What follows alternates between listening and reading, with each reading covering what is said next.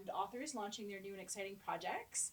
I have to say, this feels a lot cozier than it did when you launched Mountain Girl and the others. And it was great to have you there, but I don't know, it just feels good in this space. So I totally welcome. agree. Thank you, Erin. You guys are in for a treat. We're going to have a little bit of reading. I never did ask you how you wanted me to introduce you, so you can just introduce yourself. Absolutely. But yes.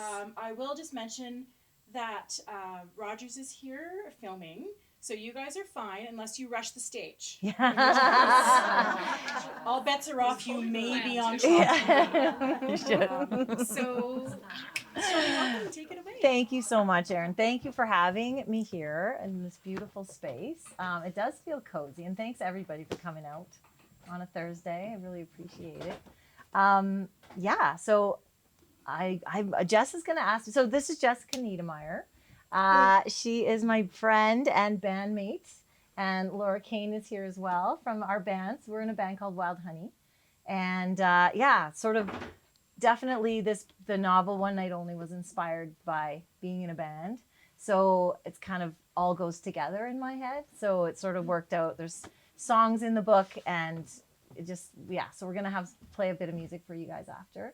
I thought I would just start by reading. I don't know what you're going to ask me, so I don't know how to really introduce myself. But I know. I was like, don't say too much. You're going to answer my question. I know. Let me tell you about my life. Yeah, but I did grow up here in Cranbrook, and now I live in Fernie. So it's really great to be here. That cool? Okay, well, I'm just going to start then. I won't say much about the book. I'm going to start. The novel opens with the main character is Sky Black.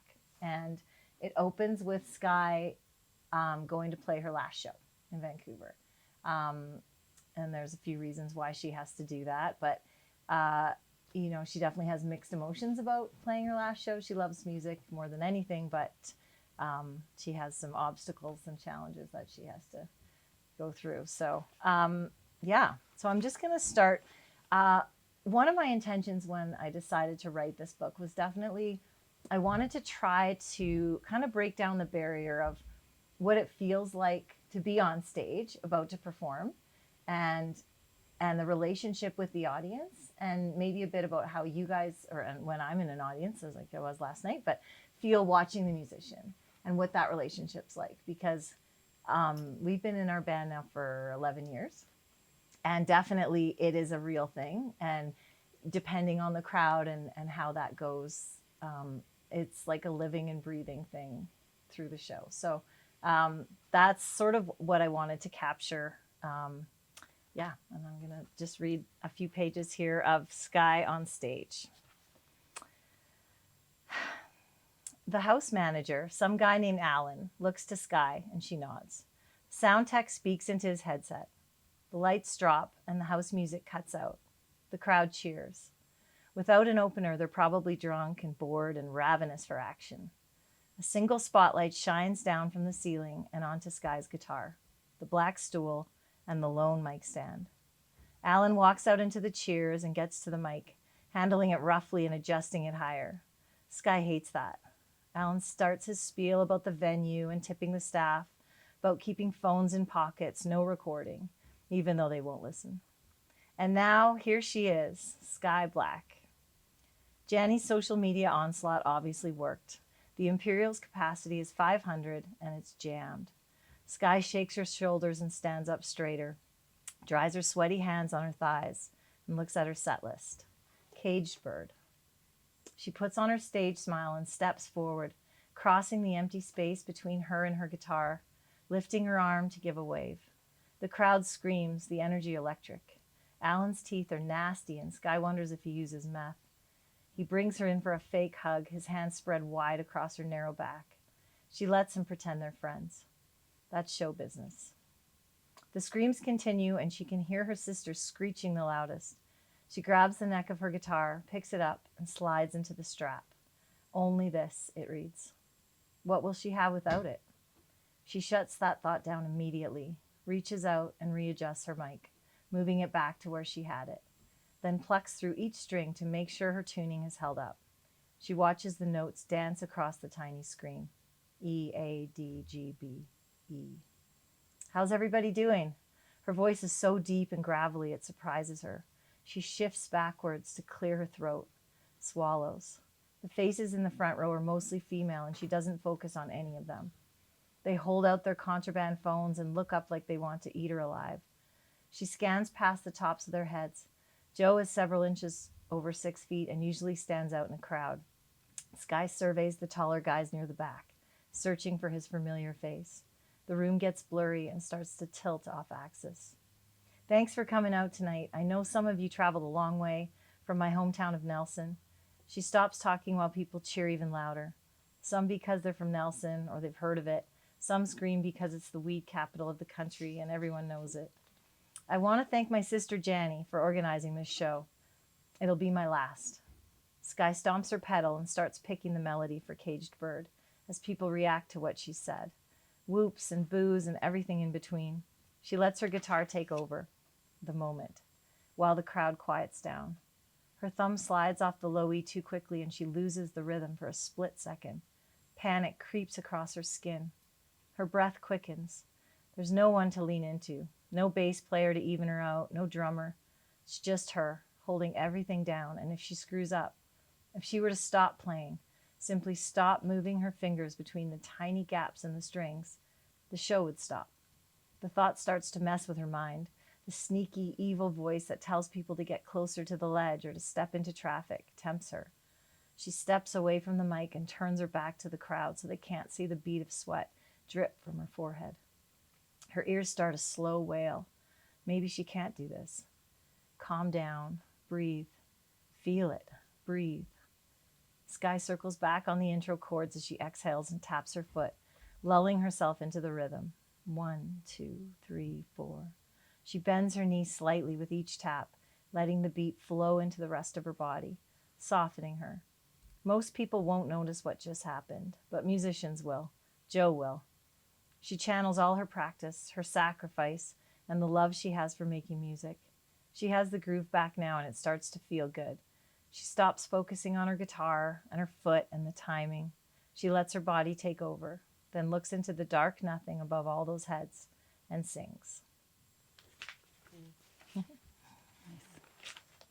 That is that.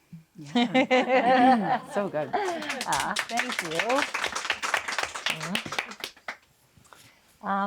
Yeah, do you want to take it Questions? away, Jess? Yeah, for sure. Okay. I'm honored to be asking you questions about this book. Thank you. I have no idea what you're going to ask I me. know, I guess right? we should just preface, I don't know if you're going to say this or not, that Good. you read 3 versions Yes. of this book. Yes, which was amazing. So cool to. Was it? It was. It was. I really loved it because it was just a really interesting process for me to be part of that small chunk of it, just to be able to read. And I don't know if you know about the book initially, and it'll be in one of my questions, but had a male lead character, Cole, and now it's a female, Sky. So that was really interesting reading. I don't know how Shelby did it, how she switched the entire book. Unbelievable. But yeah, so it's been an honor to be part of that process. I really enjoyed it. All right. So first question was just how did you initially come up with the storyline of One Night Only? All right. So it was right when COVID started.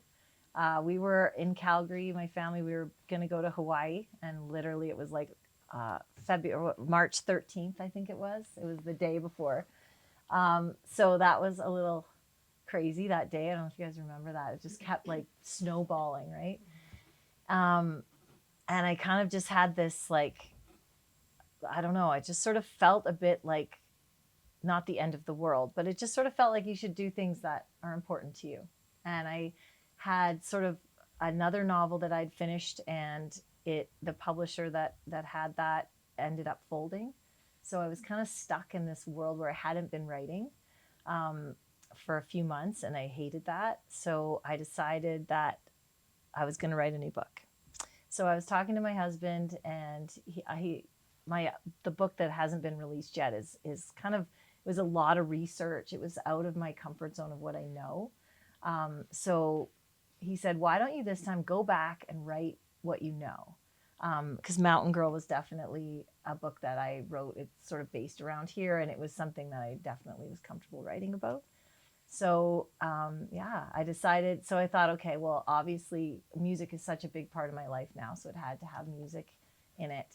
And yeah, originally I just went straight to thinking that it would be about a guy, a musician, and sort of the idea that how much would you sacrifice?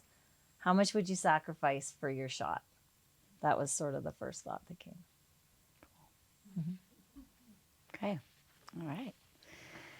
Now, during the writing process, so if you are outside of your dedicated time for writing at your time, I think you were doing it early morning, but if you're outside of that time and you get a great idea or big inspiration, what do you do in that moment? That's good. I have all in my purse. I've got some right now all over. I've got like scraps of paper with little notes everywhere. And sometimes I don't know if it's for the book or a song or a grocery list or whatever, but always writing. I always have a pen.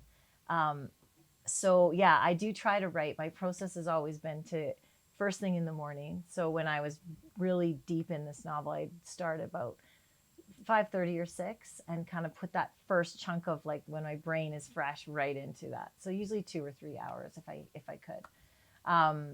And then get on with life. So if I have thoughts, a lot of times it'll be when I'm involved with dialogue. Yeah. Because it is sort of like, you know, obviously you're talking to yourself in your head and these people are in there. When I'm writing specifically the first draft, they really are in my head. My poor husband is a saint. So I'm always like thinking about what they're saying to each other. And if I leave that and I think, oh no, they should say something, then I definitely have to scribble that down somewhere. So yeah, always a piece of paper going, but I try not to go back to my computer because that ends up being 3 hours and like 5 more minutes. Yeah. So I try not to do that, but I do sometimes. Okay. All right. So even though your characters in One Night Only are fictional, do you become emotionally attached to them? Oh, totally I do. Okay. That's really interesting. I don't know if anyone's ever asked me that. I absolutely do. And I feel, again, we can't, no spoilers, but yeah, I feel like when I'm not writing about them anymore, like now that I'm talking about them and stuff, I do sort of miss them in a really weird way. And I think I've told you guys this, but one of my characters, so Joe is Sky's ex-boyfriend, and he lives on like right outside of Nelson on Kootenay Lake there. And I have literally had the thought, because I have a place at Kootenay Lake as well. I've thought several times, like, I wonder if Joe's home. Like I should, yeah, it's weird. And then I'm like, oh my God, that's not normal or nice for my husband. But I absolutely do. They're so real to me. And I think it would be really interesting if it was ever made into a movie to see someone else's interpretation and who the people were that aren't the ones in my head. And that would be very strange. But when I did, and I think you're going to ask me about this, but with the changing from Cole to Sky, that was hard because I had written the whole novel with Cole as the main character, and I had to just like rip him out. So it was really strange. Yeah. I won't say any more about that because I don't want to wreck your other question. It's all good. It's all good. It's all good. I will just skip the next one and go right into that just so we can keep talking about that. So after changing the main character from Cole, male, to Sky, female, how did that influence your feelings and attachment to the story? Okay, well, maybe I'll just tell you a bit about what happened. So I wrote the novel, kind of about a year, I would say. It took me to write it. And then I did another year of editing. And then I sent it to, there's this agent in Toronto who is now my agent, Hillary McMahon. And she's great, but she's very tough Toronto No, not warm and fuzzy. So when I was trying to get her as my agent, I sent her the manuscript. She got back to me a few months later and said, I'm really busy and this isn't, it needs work and blah, blah, blah. I'm like, okay, but you called me, so that's weird. So she said, I don't know if I can sell it. I can't sell a white man as a main character. So that was not great. So she sort of left it a little lingering, like maybe, and then she called me back a week later and said, I'm thinking about the story, but you'd have to rewrite it with a female main character. And it felt like a no. And so I was just like really upset about that. And it took a few days of basically just thinking, like, slowly. I was like, I'm not going to do it. And then a little bit would be like, well, I guess I could do that and I could do that. And then my husband, Steve, was just like, why wouldn't you do it? And then I just decided to jump in. So it took another year to rewrite it. I know, I was like, oh, I wish I could just put he instead of he, and I could be done with it. But it started this deep dive for me into how we look at female performers compared to men, how they're treated. Like the agent in the book definitely took on a whole new vibe. He was never a good guy, but now I don't know if that's right. He's just a creep, which is things that we've had experience and seen through other musicians. I think too, I was worried. Like she did ask me why I wrote it as a man. And I think I did that because I was worried maybe somewhere that people would think that it is me. Because she's obviously a very troubled person. And there's parallels, but there's some that are not parallels. I've never done that many drugs. So yeah, I think there was a lot to unpack as I rewrote the whole thing. And then definitely, her relationship with her sister. That relationship is so different than a brother and sister and all that kind of stuff. So it was a full rewrite. And it definitely, I can't remember the end of the question, Jess. What did you ask? No, me? just I think you're answering it. Am I? Great. Okay. Yeah, just how that sort of changed things for you. And right. And for me, being able to read the different versions, I do think this is the best version, which is pretty awesome. I think it's just like, I don't know, maybe being a female and writing female. I don't know. It felt really like the one. That's awesome. Pretty incredible. So then that also kind of goes into the next question. So do any of the characters in this book pull inspiration from real people in your life? Absolutely. Yes. Some I could say, some I could not. Yeah. You don't have to say. It's just like how does that?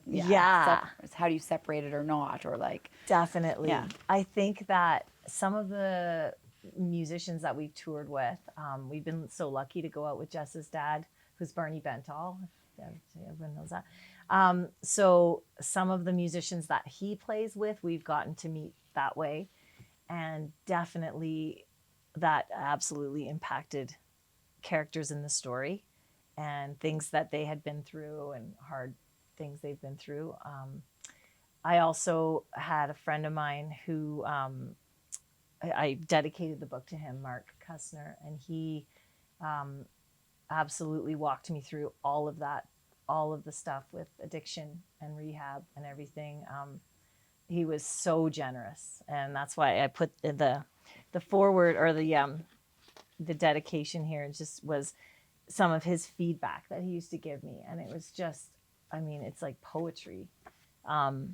It meant so much. So unfortunately, he passed away before the book was totally finished, but there's a lot of him in there too, a lot of his experiences. I would say I think it's impossible not to, as a writer, have, like in Mountain Girl too, there's definitely parts of a lot of people that I know. Nobody's ever somebody completely, but that's kind of the fun because you can just twist and turn. And but yeah, definitely, I think that's when you really can write like the most authentic characters you can is when they have little aspects of real people, because it makes them sort of unique and quirky. So I do try and do that, but I try always never to have anything that's like, if it's going to be something negative, I would never put that about a real person. But All right. What, after the whole process that you went through with your agent and with rewriting the book and everything, what would be one piece of advice that you would give to an aspiring author? Oh boy, that's good. I would definitely say your dream of what can happen can be very fluid. So I think that being locked into a certain way that will equal success is not a great way to be. And I was like that for a while. I had this thing that I had to have this Toronto agent check. And then I had to get a big publisher to publish the novel. And so basically after I signed with this agent, she started sending it to all the big 5 publishers. And we were getting really great feedback, but a lot of it was to change things. So even after I'd just rewritten the whole thing, then it was like, okay, well, there's too much Canada. Some publishers didn't want any Canada in there at all. It's too long. There's too much on and on and on. And I started to like react to that and start changing it, tearing out chapters. I just couldn't let go of that. Just like whatever they said I should do, I was going to do it. And then I lost like the art. I felt like I just lost the story. So it was a really long, like 9 months of that. And then I finally was just like, that's enough. I'm not doing that anymore. I had one more request for something else. And that's right. Somebody wanted one character out and then someone else wanted that character. Should be more of that character. And I'm like, okay, so this is not a good process for me to be trying to follow. So I just decided to put back all the things that I liked, which took another bit of time, and then start my own publishing company and publish it myself. So that's what I did, because I just was so sick of feeling like it wasn't going to fit in anyone's box. So it fits in mine. Awesome. And so that process, I would just say absolutely, like, if anybody is a writer and wants to publish something, they should do that, however that process goes. If you get, the agent and the publisher and everything, that's great. And if you have to find a different way for that to happen, that's great too. That's definitely what I would say, because I had many years of feeling like I wasn't good enough. Yeah. Okay. I like that. What is your dream moving forward for One Night Only? Oh, how much time do we have? I have big dreams. I always have big dreams, and then I land somewhere in here. So yeah, I would actually, honestly, if we're talking big dreams, I would love to see it as a show or a movie. I think that, like Daisy Jones, obviously that show and book inspired this story. Mine is definitely darker than that, but it's a movie in my head. So if Netflix called, they can change whatever they want. No, just kidding, sort of. But yeah, I would love that. It's definitely growing some wings. Signing at Chinook Mall next month, and awesome. In the chapters. So chapters in BC and Alberta have picked it up, so that's been great. Yeah, so that's exciting. Mm-hmm. I've always wanted, my big dream has always been to have my book in the airport, because I love going to airport bookstores so much, and it's just, I've always wanted that. That is not happening right now. They said no, but maybe once Netflix makes it, then we'll see. Yeah, big dreams. Awesome. Mm-hmm. So with the music part, there's so much musicality in here, but how did you pick the songs for the chapter titles and the playlist that goes along with the novel? Yeah. So my original idea was I wanted to have a lyric on, like, start every chapter, some favorite lyric that I had. So I had done that. And then I found out that you cannot do that. Yeah, it's different than quoting like a book or anything. If it's a lyric, you cannot quote any lyric in books unless you have permission from the artist. So I had to take them all out. So I was quite sad about that, because definitely throughout writing the book, I was listening to a lot of music and reading a lot. And it just all felt like one big thing together.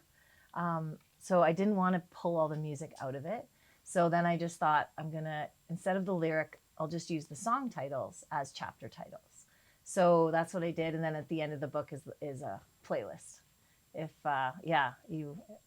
There's definitely some different songs on there that I don't always listen to, but it's sort of, especially whenever I was writing about Burke, the agent, there was some angry music in there. Like, you're such a jerk.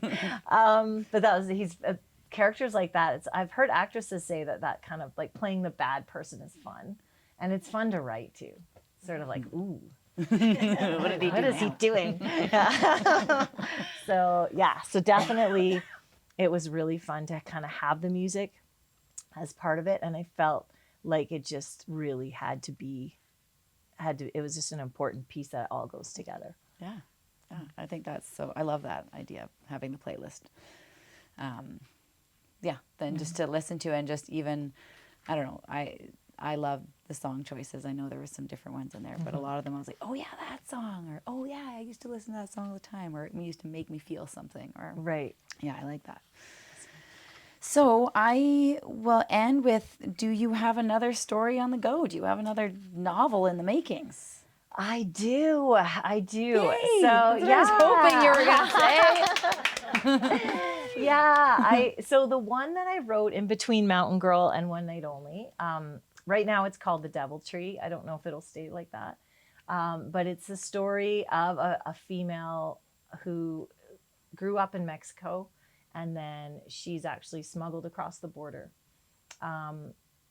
when she's a child. And so this is hence all the research. So I was really deep in that world for a couple years, learning and watching a lot of documentaries and doing a lot of reading. And it's funny because during that time too, American Dirt came out. I don't know if you guys have read that. Yeah. So it definitely has that sort of a tone to it. And yeah, so the publisher that had originally bought it was in Phoenix.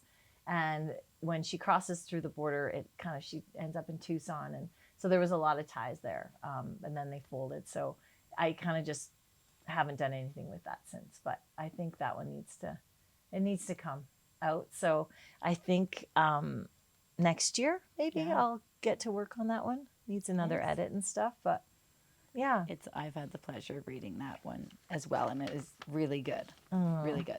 Thank you. Totally different. And so I was like, how do you know how to write about all this stuff? But all the research that you put into it it's incredible. Thank you. Good job, Jess. Well, those good were job. very You good too. questions. Thank you for the honor. It's weird of, interviewing someone you know this well, right? Yeah. So yeah, it's good. It was kind of fun. I was thinking about, okay, I gotta sit down and come up with the questions, and I was trying to set some time aside to do that, and then I was just out for a walk, and it just was like boom, boom, boom, boom, boom. Came home and wrote them all out in about a minute. And it was just like they were just there. So that was kind of neat. Yeah. That's awesome. That was great. Because you can't just talk like that, Yeah. That was really good. Thank you. You're welcome. Thank you. Yay, Thank you. Thank you. Does anyone have any questions for me before I play some music, or no? Okay. I have a question. Yeah. I do. Ooh. I do have a question. It's been sitting with me. It's interesting because about probably a week ago, I heard an author on CBC, and they said something that I'm like, and I'm like, I gotta show me that, and I just thought of it now. Oh, that's cool. Okay. And I was like, and they said, so they're a writer of fiction, and they said that for them, fiction is the truest form of writing. Like the most, it was honest was the word. The most honest form of writing, and I was like, I'm still trying to like wrap my brain around that. I'm so curious as a writer. Yeah. What do you make of that statement? Fiction being the most honest form of writing. I would have to disagree Okay. with that. And you know what's interesting? Because with Erin, I did this book nerd thing. So through Huckleberry Books, I had to name my, well, it was top 5, but I had to do top 10 because that was impossible. Books. And I was talking about See a Person's one, or North of Normal. I don't know if anyone's read that, but it's an autobiography of her life. She grew up right by Slocan and had just an unbelievable life. And like I was saying in this interview that I wrote for this thing, that that to me is so brave. And I think the honesty that she used to write that, and like opening up with what happened to her, that I feel like that takes so much courage. And for me, I don't have to do that, you know, like I definitely hide behind things when I'm writing, and I can feel it when I'm doing it. Even when I also write a monthly column for the Fernie Fix, and that is me, that's my voice. But I still, my mom was just making a comment this, because she's like, oh, I didn't know that happened to you. And I was like, kind of didn't. I am a fiction writer. So yeah, I think I hide. Yeah, and I think you'd have to not if you were going to write like memoir. Oh, hello, Max. Yeah. It's the famous Max. Oh, yeah. He's coming for a visit. He wants to check things out. Hello. Hey, buddy. How are you? Aw, he's like, it's getting close to my bedtime. Yeah. Totally. He's not wrong. Yeah, good question, though, Laura. I've never really... That's interesting. I know. I mean, I guess if you were, like, maybe that perspective is that you could say things in fiction that you would never say, and they actually are true, but you can hide behind, this is fiction. Yeah. That could be. Yeah. It's a character, but not me. Exactly. Yeah, that character did that. No, yeah. I was just really intrigued. Huh, it's really... Michelle would think of that. Yeah. Yeah. What your take on? Yeah. That's interesting. Huh. Hi. Hi. I'm gonna no spoilers, but did you ever toy with alternate endings, or was the ending always the direction? That is a really good question. Yes, I absolutely did. So I had a completely different ending, which I can tell you in private. But it was bugging me. It was bugging me because it felt like it wasn't fair. I don't know if that makes sense to you, but Oh no, I need to know the alternatives. I know. I know. There can be a Whispers meeting were- after. For those that have read the book. Well, Totally. I just find it very interesting because you know how sometimes, and not to downplay it all, but you know sometimes like my kids will do choose your own adventure novels, and I'm like, oh, what if we went through this sliding door instead of that one? Totally. So I was Totally. very curious because as I was reading, you know, when you're like, this is where it's going. I'm like, I heard it's like there's not enough pages because you're like they can't. I know. I absolutely did. I had a totally different ending, and the one publisher who we got pretty close with, they did not like the one that is in the book now. So that wasn't the way they wanted that to go. I also love the self-publishing and just digging your Yes, heels in. Like me you too. have to at some point because it's your story. Yeah, thank you. It was scary because you feel, it's just like it's not as, I don't know, but I'm really now, and like when we have conversations like this, and I'm so glad I did that, because if it was the other way and I had done all the changes, and then if anyone were to say, why didn't you end it the way it's ending now, I would be like, I wanted to. I don't know. It would have felt like it wasn't completely what I wanted it to be. It becomes inspired by Shelby versus written by Shelby or something. Yeah. Totally. And it's crazy, that whole world of publishing. I definitely didn't know how, like, especially with the big publishers, when they buy your book, it's gone. They can change it how they want to. They can change the title, and they pick the cover and all those things. And I always had this girl, whoever this girl is. I was going to ask, that was my part too. Oh, I love that. Funny, I was thinking that too. Yeah, she's a model from Poland. And I know I've always been like, if this ever did get big, wouldn't it be neat if she saw that somewhere and be like, that's me? But yeah, I always had this in my head. I didn't know who she was, but I saw this like dark, like sky, and just after a show, and just that like look of determination to just go no matter what, sort of a thing. I wanted the picture to say that. So when I saw her, I was like, there she is. That's her. So yeah, I'm so glad those things I got to do. So yeah. How do you come up with the titles of your books? Yes, that. I personally, Mountain Girl was one of my favorite books. Oh, nice. I thank don't you. like the title. I didn't like the title of that. Yeah, that's so funny. Yeah. Like I picked that title for Mountain Girl before I wrote the book. Oh, really? I felt like I wanted to, like, what's a book that I would walk by and be like, oh, that's cool, and pick it up.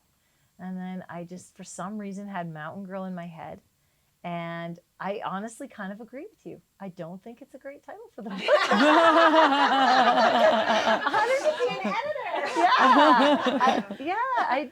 I agree. Even I actually picked that Mountain Girl up at the other book show oh, that you did, right? awesome, That was the first bookstore I'd ever been to do, and I bought your book. cool. And so I had Thank you. I would never have picked it off a shelf called Mountain Girl. I would have Okay. thought it was going to be about horses and what Right? I Yeah. mean. So to read that book, as powerful as it was on a subject matter I'd never seen in print before, Okay. like I love that Yeah. book. It was just so powerful to me. Oh, thank So, you. But anyhow, and the new one, the titles. I always wonder how you guys come up with titles. Yeah. 'Cause a book is judged by its cover. Absolutely. And it's so important. And I've actually, when I originally I used my maiden name on Mountain Girl, so it was Kane, and then I switched it so they could be on the shelf together. But I just did a quick edit of it, and I literally had that same thought. I'm like, this is not the best title for this book, but it's too late now. Yeah, it should have been like, I don't know, Trapped or something. But yeah, I don't know. But anyways, yeah. Yeah. I'm taking one home tonight. Oh Yeah. yeah, it's about a kidnapping and Stockholm syndrome, and Oh dear. it's very intense. Very intense. Yeah, Yeah. yeah. I'd never read anything on Stockholm syndrome before, where I understood it. Like, I thought you had to be kidnapped in your life because it was so good. Oh my God. Well, thank you. It's funny because someone else asked me that. They're Well, like, I actually texted you and said, "Are you writing another book?" okay. Emailed you or something. I don't know Aw. what it is. Are you writing another book? 'Cause I really can't get that book out of my brain. Aw. Yeah. Well, thank Wow. you. That's amazing. Yeah, I agree. that was a weird title. And so with One Night Only, I originally had the title was Fame Monster. Fame Monster, which is Lady Gaga wrote a book called The Fame Monster. And when I was writing it, I sort of had that, like a lot of, I don't know if anyone's read that book. It's really powerful. And a lot of what she speaks about is kind of thematic in this book. But then, I don't know, it just felt too intense or something. Something about the word monster was a lot. And then when Sky's standing, when the book opens up with her and it just says Sky Black One Night Only on the marquee, and then it just sort of thought, No, I go love with One that. Night Only. Yeah. Like Thanks. an Okay, good. cover. I appreciate that. You have very good, because I agree. I know, it's so funny. I was like, Mountain Girl is a strange thing, but yeah, it was fun to write that one too. I did a lot of research for that one too. Had to. Yeah, thank you. Yeah. All right. Anyone else have any questions? Or we just thought, so we got the band together and we just thought we'd play a couple songs. There's songs in the book. So we're going to play, the first song we were going to play is in the book. And then we just had a couple, just 2 quiet little new ones we thought we'd play if you guys are up for a few tunes. Yeah? Okay. It's not the new one I sent you. Not that one.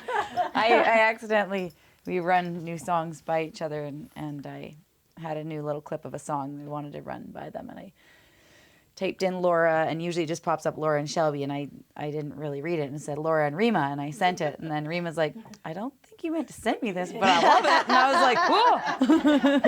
I sent her the new song. It was pretty funny. Okay. And Laura, you're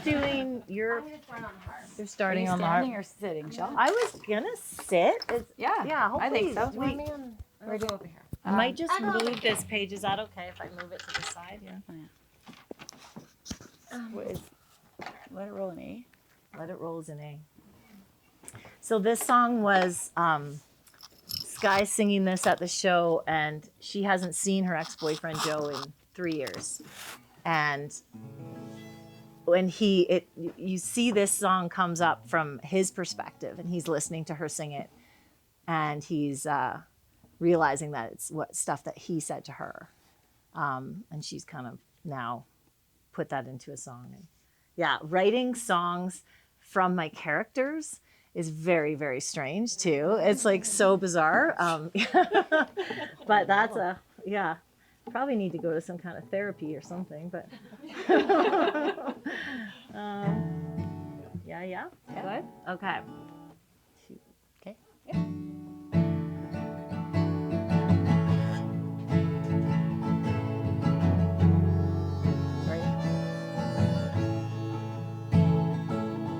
Left your heart in the left by the bay.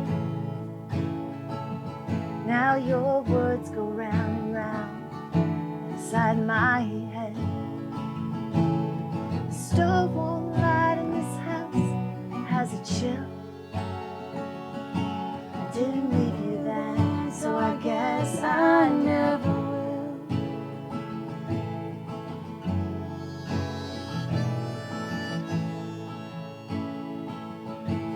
I couldn't find the words to change your mind, but I stayed beside you, I laid with you all night. It must be cold when you're the only one who knows. The train's coming just for you, you don't have to go. Let it roll, let it roll. That track won't take you where you need to go. Let it roll, let it roll. The sun will rise, time can heal your soul.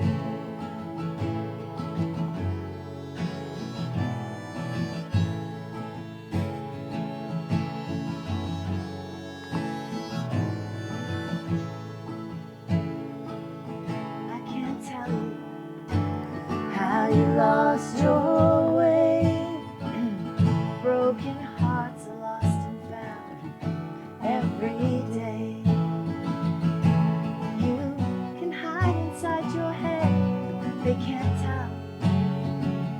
Running away will never make you well.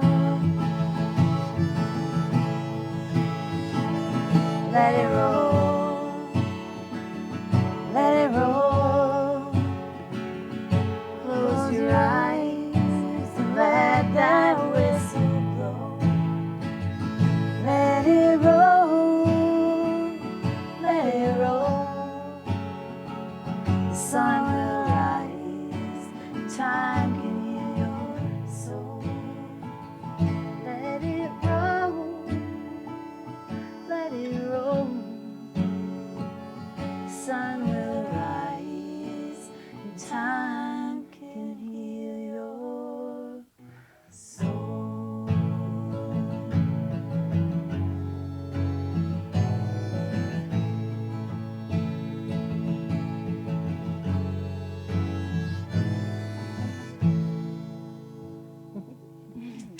Thank you.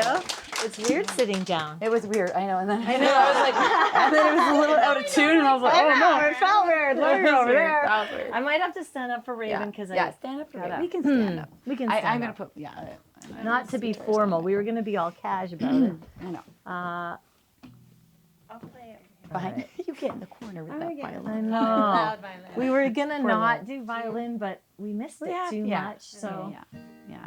Am I in a weird okay. spot? So I'm by the candy. I'll go over here. yeah. In the middle. Okay. So, like most musicians, we have not quit our day jobs. We just keep getting more jobs. But yeah, so I actually work out at Yakinet Nucleate First Nation, and I've been out there since January, and it's been an incredible privilege for me to work there. And the land that they live on is called Kukinamakas in the Tinaha language. It means Raven's Land. And this song is for them. It's called Raven.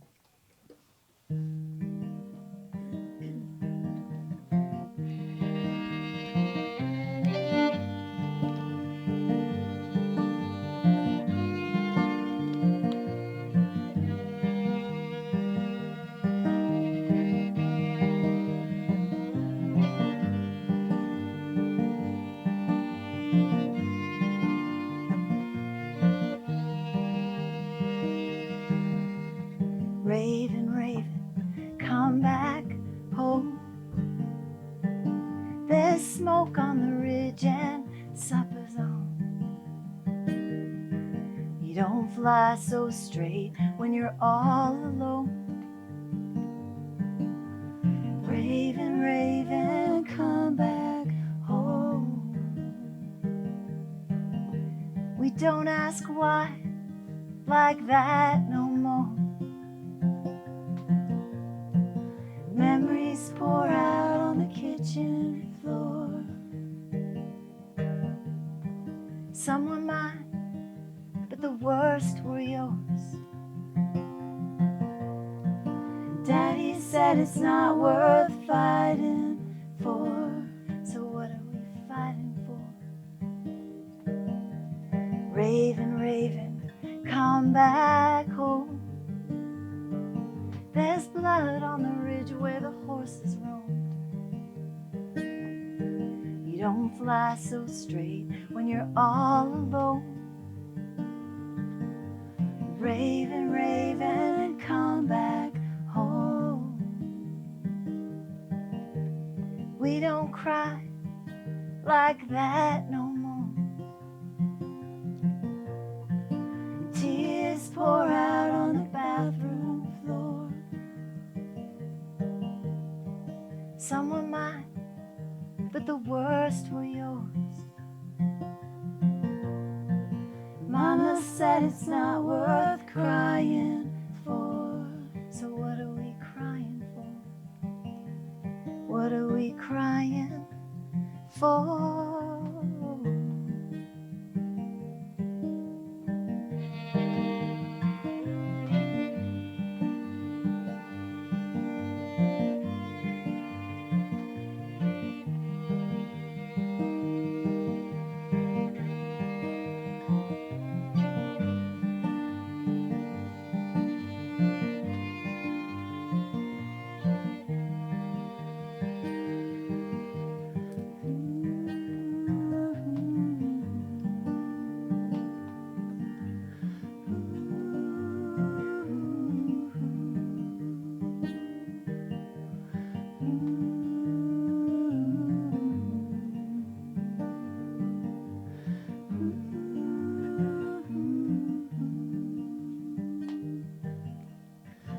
I wish I knew you before. We took everything. We took everything. I wish I knew you before. We broke your wings and took everything. We took everything.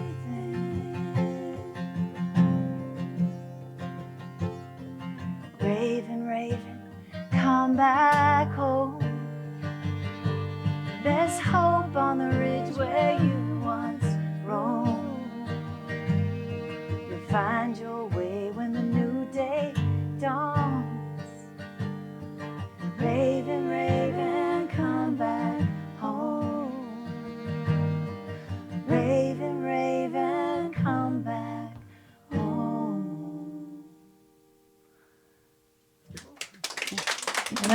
That was, thank you. Oh, that felt intense. Oh, okay. Another one that isn't that. All right, this is another new song actually, and it's really cool. So Barnes sent us, Jess's dad, this CBC clip about this lady who is 63, and she just won the Canadian barrel racing championship. And her name is Lynette Broadway, and she's amazing. She had to live her whole life, and she always wanted to barrel race, but she just had family and everything happened, and then she was finally she got the horse that she wanted, and she won. So beat all these 20-year-olds. So we thought that was pretty awesome. Right? You're awesome, Lynette. So this song is about her, and it's called Boots on Fire. That's the name of the horse.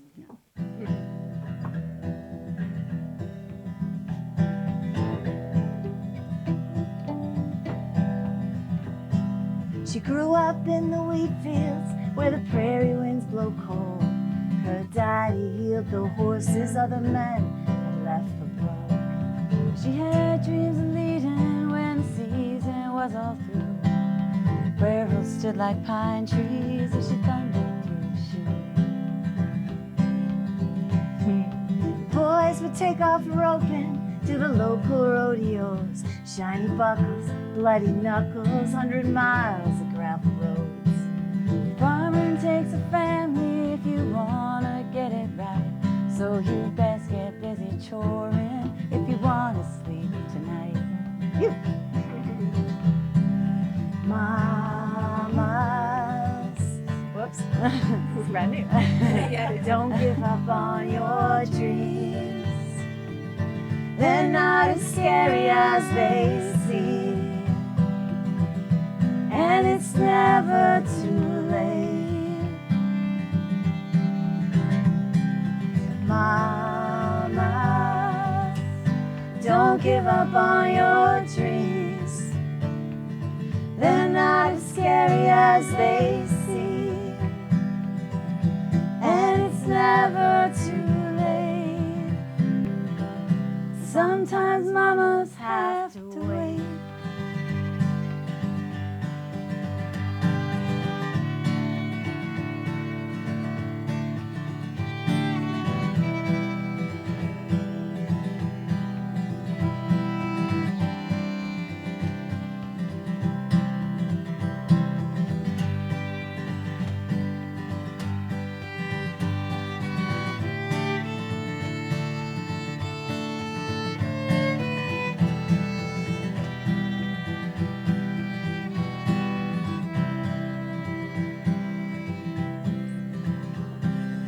Never stopped her dreaming, but the family all came first. Broken hearts, broken spirit, she leaned into the work. Minutes turned to decades and her cowboy came to call. They called him Boots on Fire, he was faster than them all. You! I was 63 and finally her racing dream came true. Quiet in the saddle, she lets cowboy lead her through. The dirt flies and the people cry, she's screaming for the gate. Don't ever give up, mamas, you might just have to wait.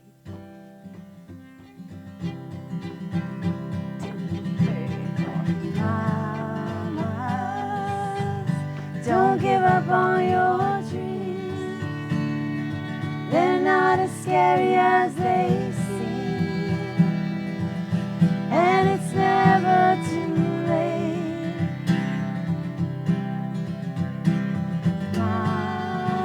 Mamas, don't give up on your dreams.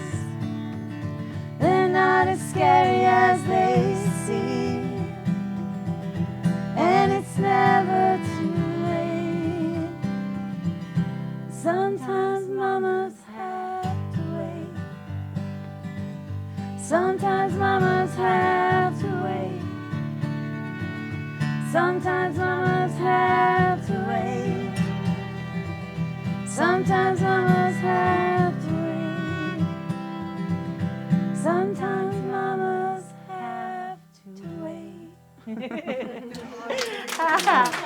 Thank you. Good job, Laura. You played cool. You were trying to play quiet. You did so good. I know. I was trying to stay quiet too, and I was like, "This isn't working."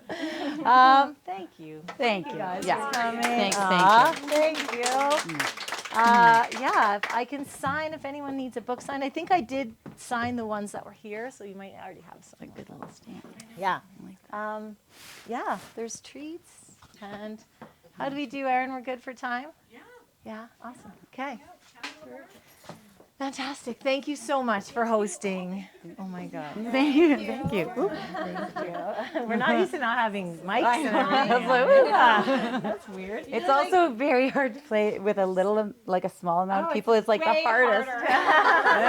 You're like, ah. Yeah. It feels amazing this close up. Aw. All That's over like the a place. private- Try not to look either. Yeah. That's awesome. Yeah. Oh man, that was fun.